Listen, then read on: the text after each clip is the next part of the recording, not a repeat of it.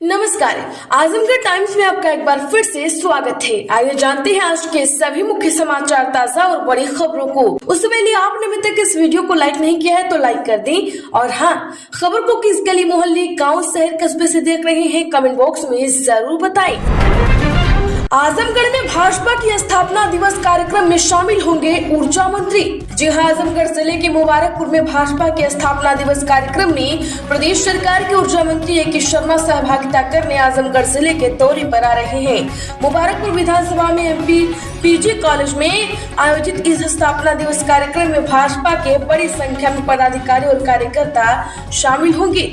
बता दें कि एक दिन पूर्व भाजपा जिला अध्यक्ष ध्रुव कुमार सिंह ने जिला कार्यालय पर भाजपा का स्थापना दिवस समारोह मनाया है। इस अवसर पर केंद्र और प्रदेश सरकार की उपलब्धियों को बनाया गया है। वहीं उत्तर प्रदेश सरकार के पंचायती राज मंत्री ओम प्रकाश राजभर भी जिले के दौरे पर आ रहे हैं। पंचायती मंत्री ओम प्रकाश राजभर आजमगढ़ जिले की अतरौलिया विधानसभा में आयोजित 3 जन चौपाल कार्यक्रम में सहभागिता करेंगे। आजमगढ़ जिले में 16 स्थानों पर हुई आगलगी की घटनाएं। जी हां, आजमगढ़ जनपद में 16 स्थानों पर आगलगी की घटनाएं हुई है। पूरे दिन दमकल के वाहन दौड़ते रहे। 20 से 30 मिनट के अंतराल पर आगलगी की सूचनाएं आती रही। गर्मी के बढ़ने के साथ ही आग की घटनाएं बढ़ गई। बता दें कि सरायमीर थाना क्षेत्र में बांस की खूंटी में आग लगी। सूचना मिलने पर मार्टिनगंज से फायर ब्रिगेड की टीम पहुंची। इसके साथ ही दीदारगंज थाना क्षेत्र में गेहूं के खेत में आग लग गई, बरदहा में आग लग गई, अतरौलिया में आग लग गई, बुढ़नपुर में आग लग गई, पवई क्षेत्र में भी आग लगी। फायर ब्रिगेड पहुंचने से पहले आग बुझा गई, जिससे फायर ब्रिगेड की गाड़ी को रास्ते से ही लौटना पड़ा। वहीं कप्तानगंज थाना क्षेत्र में झाड़ी में आग लगी। वहीं फूलपुर, पवई, बरदहा में गेहूं की फसल में आग लगने की सूचना पर अग्निशमन दल के कर्मियों ने आग पर काबू पाया। इसके अलावा देवगांव, रौना पार, पवई में आग लगने की सूचना मिली। तहबलपुर नगर कोतवाली, जीयनपुर और बिलरियागंज थाना क्षेत्र में आग लगने की सूचना पर फायर ब्रिगेड पहुंची है। आजमगढ़ में श्री राम नवमी को उपभोक्ताओं को सौंपे गए खोए मोबाइल। 13 महीने में रिकवर किए गए 1555 मोबाइल। जी हां, आजमगढ़ जिले के फरवरी 2024 में जिले के पूर्व सपा रहे अनुराग आर्य ने जिले में मोबाइल रिकवरी का अभियान चलाया है। इस अभियान के तहत फरवरी 2024 से लेकर अब तक 1555 मोबाइल जो हो चुके थे उन्हें रिकवर किया गया। दरअसल ऐसी कई मोबाइल को रिकवर करके उनके उपभोक्ताओं को सौंपा गया है। इसी कड़ी में जिले के एसपी ग्रामीण चिराग जैन ने पुलिस लाइन में आयोजित कार्यक्रम में 109 मोबाइल फोन उपभोक्ताओं को सौंपे हैं, जिसकी कीमत लगभग 23 लाख रुपए बताई गई है। आजमगढ़ में किसान 30 अप्रैल तक करा सकेंगे फार्मर रजिस्ट्री। जी हां, आजमगढ़ में किसान सम्मान निधि के लिए फार्मर रजिस्ट्री को अनिवार्य कर दिया है। अब तक 44.04% किसानों की ही फार्मर रजिस्ट्री हो गई है। किसानों की 100% फार्मर रजिस्ट्री के लिए शासन की तरफ से एक बार फिर समय बढ़ाया गया है। अब किसान 30 अप्रैल तक फार्मर रजिस्ट्री करा सकेंगे। किसान सम्मान निधि योजना में जनपद में 8,27,774 किसान पंजीकृत है। खेती करने के लिए इन किसानों को केंद्र की मोदी सरकार की तरफ से 2-2 हजार रुपए एक वर्ष में 3 बार खाते में भेजा जाता है। क्या आप इस सम्मान निधि का लाभ लेते हैं? कमेंट बॉक्स में जरूर बताएं। आजमगढ़ में आंगनबाड़ी कार्यकर्ता भर्ती में नियुक्ति के नाम पर रिश्वत मांगने का वीडियो वायरल। जी हां, आजमगढ़ बरदहा ठेकमा ब्लॉक में आंगनबाड़ी केंद्रों में कार्यकर्ताओं की भर्ती प्रक्रिया में भ्रष्टाचार का गंभीर मामला सामने आया है। महुआरी गांव निवासी एक महिला ने ठेकमा सुपरवाइजर समेत अन्य कर्मचारियों पर आंगनबाड़ी कार्यकर्ता की नियुक्ति के लिए रिश्वत मांगने और धमकी देने का आरोप लगाते हुए थाने में तहरीर दी है। वहीं वायरल वीडियो को लेकर जिला कार्यक्रम अधिकारी ने सुपरवाइजर से स्पष्टीकरण मांगा है। साथ ही संतोषजनक जवाब न मिलने पर कार्यवाही की चेतावनी दी है। आजमगढ़ में खिलाड़ियों की सुविधाओं और समस्याओं के लिए डीएम से मिलेगा जिला ओलंपिक संघ।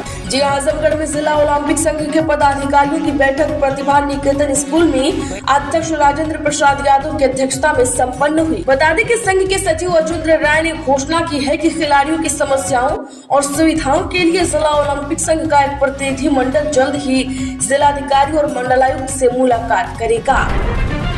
आजमगढ़ में पार्टी कार्यालय और घरों पर फहरा भाजपा का झंडा। जी हाँ, आजमगढ़ जिले में भाजपा का स्थापना दिवस मनाया गया। इस अवसर पर आजमगढ़ के जिला अध्यक्ष ध्रुव कुमार सिंह और लालगंज जिला अध्यक्ष विनोद राजभर की मौजूदगी में पार्टी कार्यालय पर झंडारोहण किया गया। कार्यकर्ताओं और पदाधिकारियों ने अपने अपने घरों पर भी पार्टी का झंडा फहराया। सीएम योगी ने इथेनॉल प्लांट का किया उद्घाटन। बोले, देश में जल्द इथेनॉल से चलने लगेंगी गाड़ियां और हवाई जहाज। जी हाँ, बता दें कि मुख्यमंत्री योगी आदित्यनाथ ने सहजनवा में कियान डिस्टिलरी प्लांट का उद्घाटन किया है।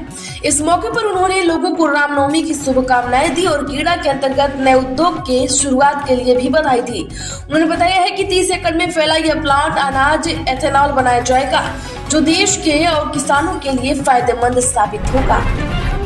आजमगढ़ में बुलेट नहीं मिलने पर पत्नी को फोन पर दिया तलाक, पति समेत 5 लोगों पर दहेज उत्पीड़न का मुकदमा।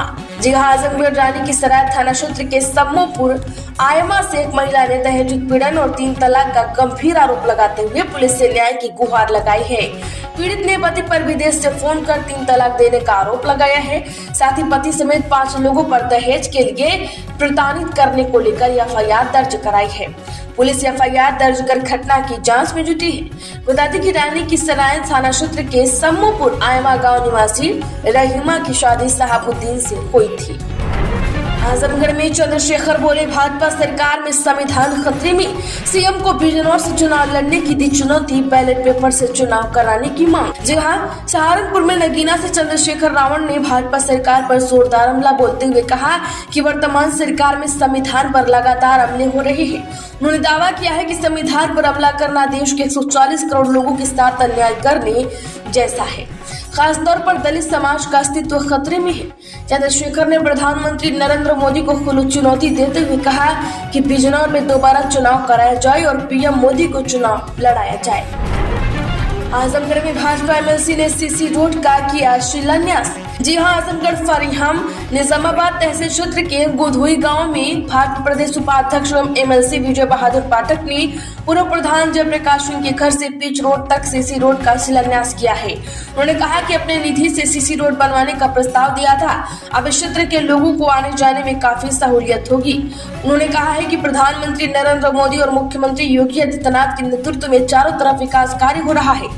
इस अवसर पर भाजपा नेता अमित तिवारी, पूर्व प्रधान सूर्यनाथ सिंह, पूर्व प्रधान जयप्रकाश सिंह, जयराम उपाध्याय, मदन सिंह आदि उपस्थित रहे। आजमगढ़ में संतानहीन दिखाकर 23 बीघा जमीन हड़पने का आरोप। जी हाँ, आजमगढ़ अहिरौला थाना क्षेत्र के कंदरी गांव में एक व्यक्ति के चल बसने के बाद बेटे के रहते हुए भी उसे संतानहीन दिखाकर 23 बीघा जमीन हड़पने का मामला सामने आया है।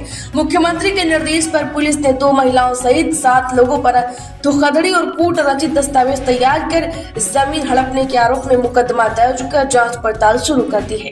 कंदरी गांव निवासी जुबेर अहमद ने पिछले साल 19 नवंबर को मुख्यमंत्री के नाम शिकायती पत्र भेजा। जुबेर अहमद के अनुसार उसके पिता शहजाद की 7 मार्च 2010 को चल बसे थे। अब उस समय वह छोटा था और उसकी माँ उसे मुंबई में लेकर रहने लगी।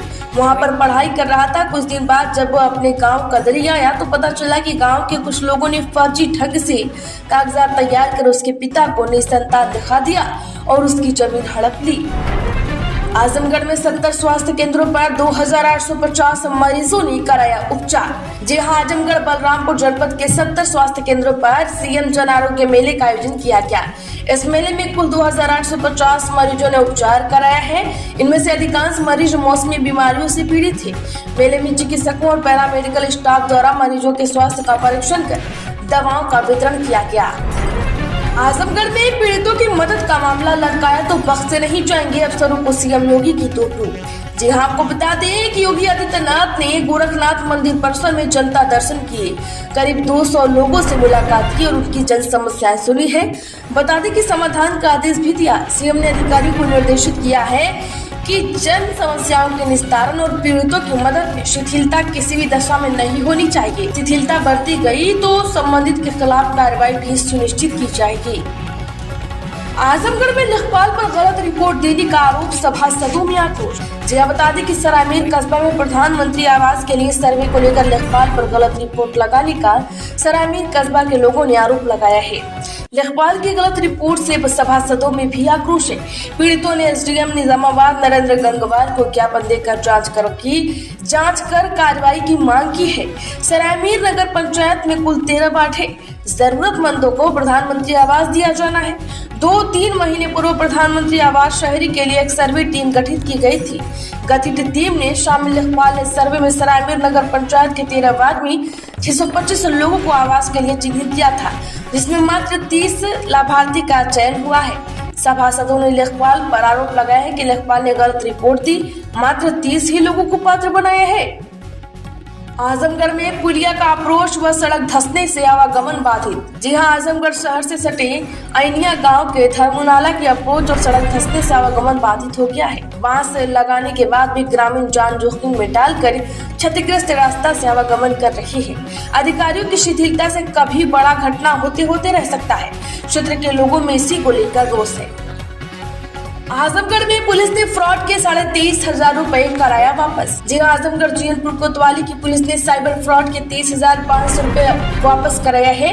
जमीन हरखोरी गांव निवासी विजय प्रसाद यादव ने 8 नवंबर 2024 को फोन पे ऐप के माध्यम से गलती से दूसरे खाते में 23,500 रुपए भेज दिया।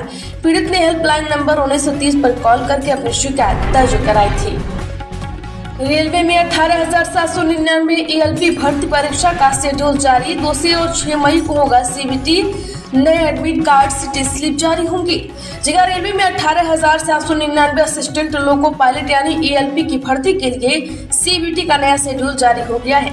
ये एग्जाम पहले 19 और 20 मार्च को होना था। रेलवे बोर्ड ने एग्जाम से ठीक पहले इसे पोस्टपोन करने का नोटिस जारी किया था।